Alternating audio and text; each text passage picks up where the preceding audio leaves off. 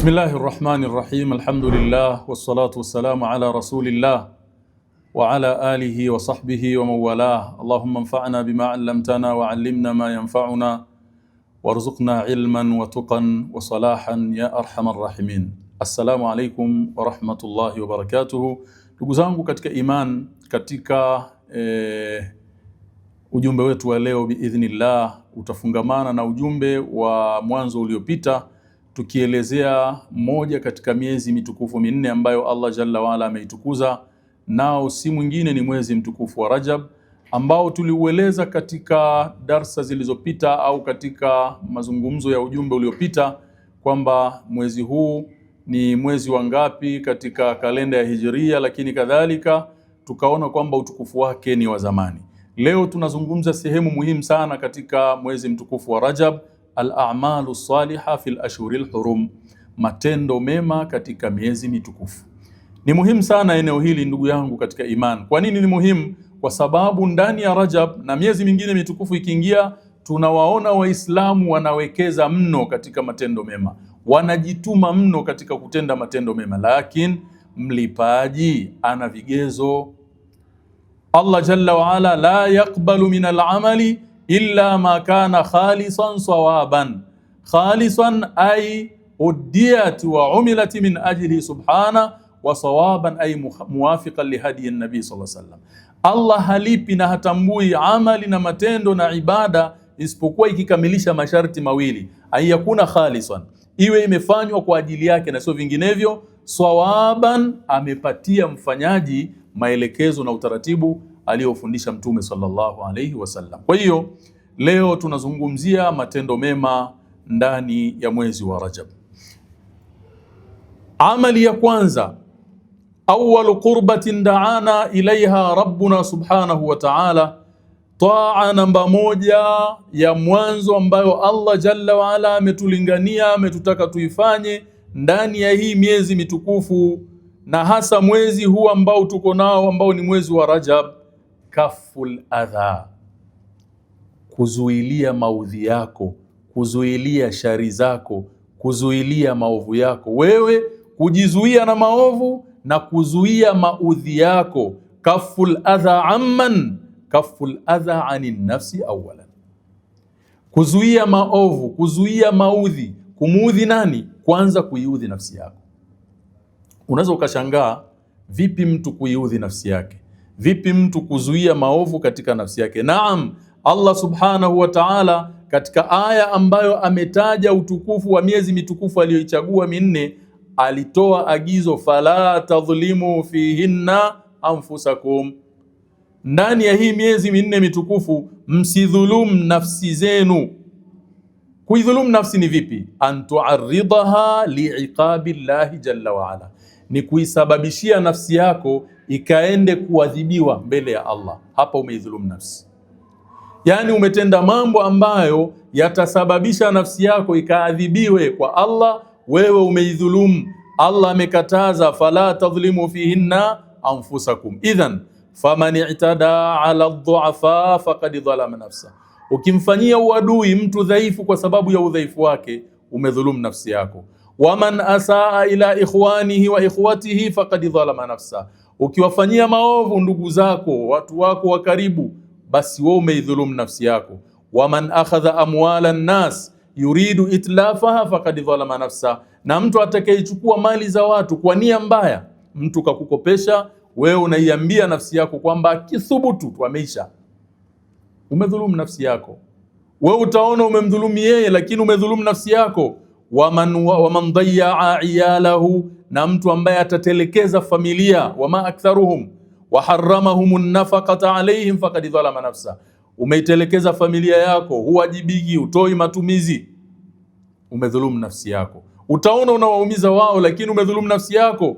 Waman ahmala walidaini shaykhaini kabirain faqad dhalama nafsahu, na mtu ambaye atawasahau wazazi wake wawili, akawatelekeza, ni wazee wamefikia utu uzima, wanamhitajia, amewatelekeza, faqad dhalama nafsahu. Allah anasema fala tadhlimu fihinna anfusakum, ndani ya miezi mitukufu msidhulumu nafsi zenu. Fala tadhlimu fihinna anfusakum. Kwa hiyo ieleweke na ifahamike ndugu zangu katika iman, anna ayya ma'asiyatin yaqa'u fiha al-insan fi hadhihi al-ashhur al-hurum faqad dhalama nafsa. Maasi ya aina yoyote ambayo atayafanya mtu, na haya niliyotaja ni mifano tu, lakini maasi yoyote atakayofanya mtu ndani ya miezi hii mitukufu, basi hata kama utajiona wewe uko upande wenye nguvu, unaweza ukafanya chochote unachotaka, inawezekana pengine wewe ndio sauti yako ndio ya mwisho, maamuzi yako ndio ya mwisho, basi elewa kwamba umeidhulumu nafsi yako. Na Allah jalla wala anasema fala tadhlimu fihinna anfusakum. Ndani ya miezi mitukufu Allah kaichagua, kaitukuza, basi na nyinyi yatukuzeni yale aliyoyatukuza Allah subhanahu wa ta'ala. Lakini ndugu zangu katika imani, kwa mnasaba huu nataka nikuelezeni madhara makubwa ya madhambi, madhara makubwa ya maasi. Faqad yaqa'u al-insanu bil ma'siyati fayuhramu biha rizqan kana qad huyya la. Allahu akbar. Anaweza mtu kufanya madhambi, maasi fulani, ikawa ni sababu ya kuondoshwa riziki, kuzuiwa riziki ambayo ilikuwa ameandaliwa kupewa, kwa sababu ya maasi fulani aliyofanya, Allah akaizuia. Waqad yaqa'u al-insanu bil ma'siyah fatunza'u barakatu umrihi. Na anaweza mtu kufanya maasi fulani ikawa ni sababu ya kuondoshwa baraka katika umri wake. Na katika vitu ambavyo tuna haja navyo, tunavihitajia mno, ni baraka ndani ya maisha yetu. Baraka katika kazi, baraka katika muda, baraka katika riziki, baraka katika familia, baraka katika ilmu, baraka katika utawala, baraka katika kila jambo. Baraka za Allah subhanahu wa ta'ala zikiondoka, maisha ni magumu mno. Takupa mfano.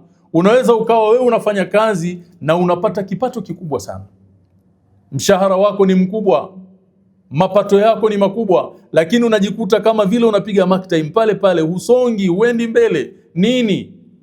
Pesa unazipata zinakwisha, ujui zimefanya nini. Sababu ni nini? Anna Allah jalla wa ala naza'a albarakata fi umrik. Allah ameondosha baraka katika umri wako, katika mambo yako yote. Kwa hiyo aweza mtu kufanya madhambi ikawa ni sababu ya kuondoshwa baraka katika maisha yake na umri wake.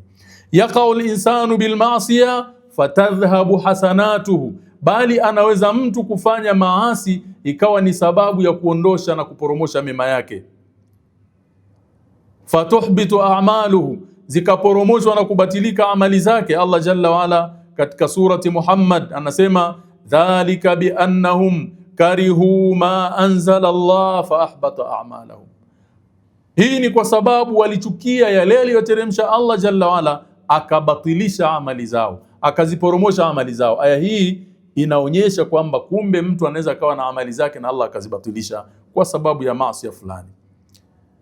Bali Allah jalla waala anatuambia ulaika alladhina kafaru biayati rabbihim wa liqa'i fahabitat a'maluhum fala nuqimu lahum yawma alqiyamati wazna. Ashahid fahabitat a'maluhum. Kwa hiyo yako mambo ambayo mtu anaweza kayafanya yakabatilisha amali zake. Kwa hiyo Allah jalla waala anapotuzuia kufanya maasi, na hasa katika miezi mitukufu, biqaulihi jalla sha'nuhu fala tadhlimu fihinna anfusakum, msidhulumu nafsi zenu katika miezi hii, ina maana kubwa. Chukua tahadhari ya Abdallah, ewe mja wa Allah jalla waala. Allah subhanahu wa ta'ala ja'ala min al-ashhuri al-hurum munasabatan lis-salam. Allah jalla waala amejalia miezi mitukufu ni munasaba mzuri wa kutengeneza amani, amani ya nafsi, amani kwa watu, amani kwa jamii, amani kwa kila kitu. Fala tadhlimu fihinna anfusakum. Uzangu katika iman, huu ni upande wa matendo mema na thamani yake ndani ya miezi mitukufu. Lakini kuna nukta nyingine muhimu katika haya matendo mema. Kuna watu wamezua ya kwao, kuna watu wamejitengenezea mfumo kana kwamba hakuna maelekezo wala muongozo. Sasa nukta ya pili ya mazungumzo yetu ya leo, tuzungumzie bid'un nasi fi Rajab, uzushi waliouzua baadhi ya watu katika mwezi wa Rajab, wakajitengenezea ibada wakazinasibisha na mwezi wa Rajab, ma anzala Allahu biha min sultan, Allah hajatelemsha dalili wala ushahidi kwamba haya nayo yamo. Inna shahra Rajab, hakika mwezi mtukufu wa Rajab, baina shuhuri sana, katika miezi mingine yote ya mwaka mzima, huwa shahrul muftara alayhi, ndio mwezi ambao umezushiwa mambo mengi. Ndani ya mwezi wa Rajab takallama an-nasu an ibadatin, watu wanazungumzia ibada ambazo ibtadauha, wamezizua, ma katabaha Allahu alaihim, Allah subhanahu wa ta'ala hajazifaradhisha, wamezitengeneza wao. Miongoni mwa hizo, qalu nusalli salata ar-raghaib, wakasema kuna swala inaitwa salatu ar-raghaib.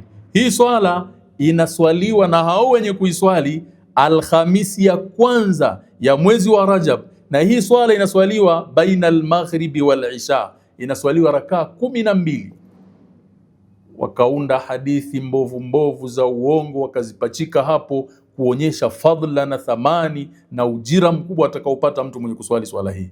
Hii swala ndugu zangu, lam tathbutu ani nabii sallallahu alaihi wasallam, haijathibiti kwa mtume. Na sisi tunasema khairul hadi hadi Muhammad sallallahu alaihi wasallam, mwongozo bora ni wa nani? Wa mtume Muhammad sallallahu alaihi wasallam.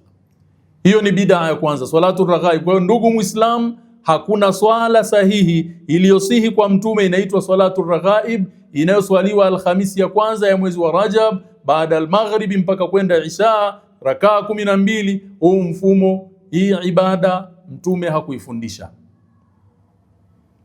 Kama unataka kufanya ibada upate thawabu, upate malipo, basi mtume sallallahu alaihi wasallam alichokifanya ndicho unachotakiwa kufanya. Bid'a ya pili, salatun ukhra tusamma salatu ummi Daud. Hii swala nyingine inaitwa ummu Daud, na hii swala vile vile ipo ndani ya mwezi wa Rajab, inaswaliwa muntasaf Rajab, katikati ya mwezi wa Rajab. Na hii swala pia haijathibiti kwa mtume sallallahu alaihi wa alihi wasallam. Hii nayo ni bid'a nyingine. Wako watu wanadumisha bid'a hizi, wanaendelea kuzitekeleza, wanaendelea kuwahamasisha watu katika ibada hizi za kizushi. Kwa hiyo chukua tahadhari, mwongozo sahihi ni mwongozo wa mtume Muhammad sallallahu alaihi wasallam. Katika bid'a vile vile qiyamu lailati sabi'i wal 20 min shahr Rajab dhannan minhum annaha lailatul Isra wal Mi'raj. Kuna bid'a nyingine ndani ya mwezi wa Rajab inaitwa bid'a ya Isra na Mi'raj. Watu hukusanyika misikitini, wakatengeneza vyakula, wakasomewa kisa cha Mi'raji, ilikuwa hivi ikaenda ikarudi. Ndugu zangu katika imani, na watu wakasimama wakaswali swala mbalimbali, hii ni bid'a. Lakini bid'a nyingine ilikuwepo zama za jahiliya na bado kuna watu wameirithi inaendelea. Ilikuwa kuna vichinjwa maalum vinachinjwa katika mwezi wa Rajab, inaitwa atiratu Rajab. Zama za jahiliya wanachinja ndani ya mwezi wa Rajab, vichinjwa wanavigawa. Ulipokuja Uislamu ukabatilisha ibada hizo za jahiliya, mtume akasema la far'a wala atira. Kwa hiyo kama una utaratibu wa kuchinja katika mwezi wa Rajab, ukiamini kwamba hiyo ni sunna kuchinja, hiyo ni bid'a, ni katika mambo yalikuwepo zama za jahiliya. Kuchinja ni ibada. Kama ni ibada iwe na maelekezo maalum, na wewe umechukua kiapo, qul inna salati wa nusuki wa mahyaya wa mamati lillahi rabbil alamin la sharika la. Kwa hiyo fuata mwongozo wa mtume sallallahu alaihi wasallam. Ndugu zangu katika imani, pamoja na yote hayo yaliyotangulia, mwezi wa Rajab unabaki kuwa ni mwezi mtukufu, mwezi Allah jalla waala kauazimisha. Zama zake ni zama zilizokuwa tukufu, ni pahala sahihi pa kufanya ibada na kuwekeza, lakini kwa sharti iwe ibada hizo zimethibiti kwa mtume sallallahu alaihi wasallam. Na hii ndiyo mafuhumu ya maneno ya mtume sallallahu alaihi wasallam alipoelezea sababu za kufunga sana katika mwezi wa Shaabani, akasema dhaka shahrun yaghfalu nnasu anhu. Huu ni mwezi ambao, akitaja mwezi wa Shaaban, watu wengi wameghafilika nao, baina Rajab wa Ramadhan. Mwezi huu uko kati ya miezi miwili, mwezi wa Rajab na mwezi wa Ramadhan ambao ni mwezi wa Shaaban. Kadhalika mwezi huu tunaozungumza, mwezi wa Rajab, tukisema hii ni bid'a, hii ni bid'a, hii ni bid'a, usije ukasema sasa hakuna ibada. Hapana, ibada ziko, lakini zile ambazo zimethibiti. Kwa hiyo yambaghi an yakuna Shaaban aidan mahallu ibada, kadhalika shahru Rajab mahallu ibada. Kama ilivyokuwa mwezi wa Shaaban kuna ibada, mtume akifunga sana kwa kuwa watu wanaghafilika, mwezi wa Rajab pia inawezekana mtu akafunga na akazidisha matendo mema kama tunavyofanya katika miezi mingine mitukufu. Unaweza ukaniuliza, sasa tufanye nini katika mwezi wa Rajab? Cha kufanya ni yale maelekezo aliyoyatoa Allah, fala tadhlimu fihinna anfusakum, msidhulumu nafsi zenu. Kwa hiyo ni faradhi katika mwezi wa Shaaban, mwezi wa Rajab na miezi mingine, kaful adha anin nafs, jizuie na maudhi, usiwaudhi watu, lakini usidhulumu nafsi yako na usiwadhulumu watu. Fala salba wala nahab, usije ukafanya mambo ya kupora na kuiba katika mwezi wa Rajab na miezi mingine mitukufu. Wala ghasba wala adha, usichukue kitu cha mtu bila ridhaa yake, wala usisababishe maudhi. Wala udwan, wala usiwafanyie watu wadui. Liannaha wa in kanat fil awqati kulliha haram fa fil ashhuri alhurum ashaddu hurmatan wa absha.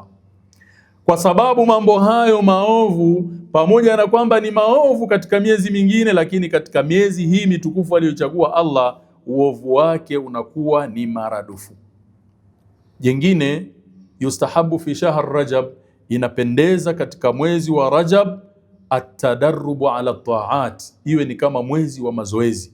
Unaanza kuipa mazoezi nafsi yako katika ibada, katika taa, tilawatul Qur'an, kusoma Qur'ani kwa wingi, it'amu ta'am, kuwalisha watu chakula, qada'u hawaijin nas, kutatua matatizo mbalimbali ya watu. Haya ni mambo unaanza kuizoesha nafsi yako, ikija Ramadhan inakukuta wewe umeshakaa sawa sawa kwenye mstari. Wa yustahabu kadhalik asiyamu fi Rajab, ni sunna pia kufunga katika mwezi wa Rajab, zile saum za sunna. Mtume sallallahu alayhi wa alihi wasallam anasema sum min alhurumi watruk, funga katika ile miezi mitukufu, funge baadhi ya siku na zingine uache. Kwa hiyo haya ndiyo maelekezo na huu ndiyo mwongozo. Ninamuomba Allah subhanahu wa ta'ala bimannihi wa karamihi atupe maarifa katika dini yetu, atupe kuyajua yale yenye manufaa na sisi, kama ambavyo ninamuomba Allah jalla waala atunufaishe na yale ambayo tumejifunza na tutakabalie matendo yetu mema. Innahu waliyu dhalika wal qadiru alayh. Subhana rabbika rabbil izzati amma yasifun wa salamun ala al mursalin walhamdulillahi rabbil alamin. Wassalamu alaykum wa rahmatullahi wa barakatuh.